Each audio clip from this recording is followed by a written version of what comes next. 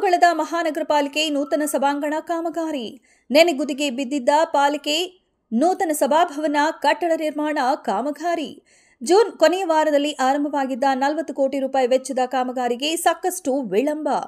ಅಡಿಪಾಯಕ್ಕಾಗಿ 15 ಅಡಿ ಆಳ ತಗ್ಗು ತೋಡಲಾಗಿತ್ತು. ಆದರೆ ಜುಲೈ ತಿಂಗಳಿನಿಂದ ಆರಂಭವಾದ ಮಳೆಯಿಂದ ಅಡಿಪಾಯಕ್ಕೆ ತೆಗೆಯಲಾದ ತಗ್ಗು ಪ್ರದೇಶದಲ್ಲಿ ಸಂಪೂರ್ಣವಾಗಿ ನೀರು ಆವರಿಸಿತ್ತು. ಕಾಮಗಾರಿ ಆರಂಭವಾದ 2 ವಾರದಲ್ಲಿ ಸ್ಥಗಿತಗೊಂಡಿತ್ತು. ಮಳೆ ನಿಂತು 2 ತಿಂಗಳೇ ಕಳೆದರೂ ಕಾಮಗಾರಿ ಮಾತ್ರ ಆರಂಭವಾಗಿಲ್ಲ. ಮೊದಲ ಹಂತದಲ್ಲಿ ಸುಮಾರು 5 ಕೋಟಿ ರೂಪಾಯಿ ವೆಚ್ಚದಲ್ಲಿ ಆರಂಭಿಸಲಾದ ಸಭಾಂಗಣ G+3 ಮಾದರಿಯ 14,000 ಚದರ ಅಡಿ ವಿಸ್ತೀರ್ಣದ ಕಟ್ಟಡ ಕಾಮಗಾರಿ 2 ವಾರ ಆದಷ್ಟು ಕೆಲಸ ಬಿಟ್ರೆ ಬೇರೆ ಏನೂ ಆಗಿಲ್ಲ. ಸಭಾಭವನ ನಿರ್ಮಾಣಕ್ಕೆ ಅಗತ್ಯವೆಂದು ಇತ್ತೀಚೆಗೆ ಪಕ್ಕದ ನಿರ್ಮಾಣ ಹುಬ್ಬಳ್ಳಿ ಉತ್ತರ ಹುಬ್ಬಳ್ಳಿ ಧಾರವಾಡ ಮಹಾನಗರ ಪಾಲಿಕೆಯ ನೂತನ ಸಭಾಭವನ ಕಟ್ಟಡ ಕಾಮಗಾರಿ ನೆನೆಗುದಿಗೆ.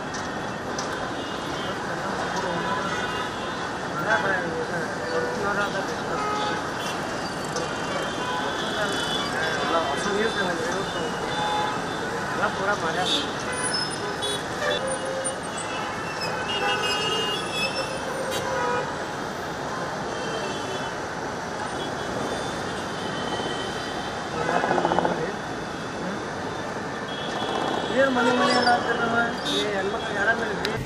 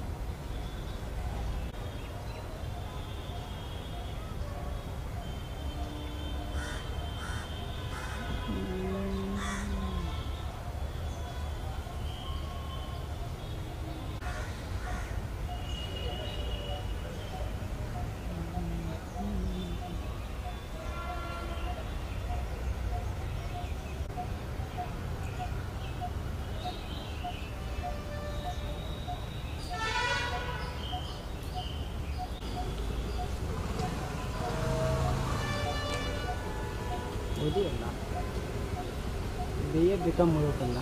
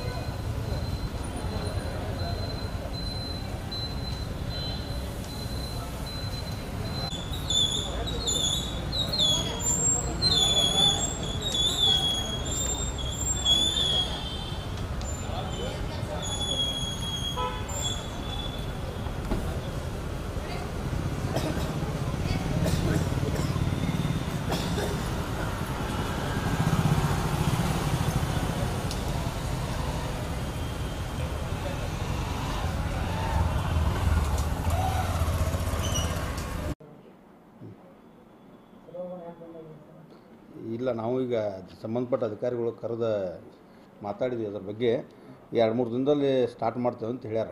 ಸ್ವಲ್ಪ ಮಳೆಗಾಲ ಇತ್ತಲ್ಲ, ಮಳೆ ಸಮಯ ಸ್ವಲ್ಪ ಆಫೀಸ್ಗಳು ಶಿಫ್ಟ್ ಇದ್ದು ಒಂದು ಶಿಫ್ಟ್ ಮಾಡಿದ್ದೀವಿ. ಮಾಡಿ 2-3 ದಿನದಲ್ಲಿ ನಾವು ತುರಂತಾಗಿ ಶುರು ಮಾಡ್ತೇವೆ ಅಂತೇಳಿ ಹೇಳಿದ್ದಾರೆ.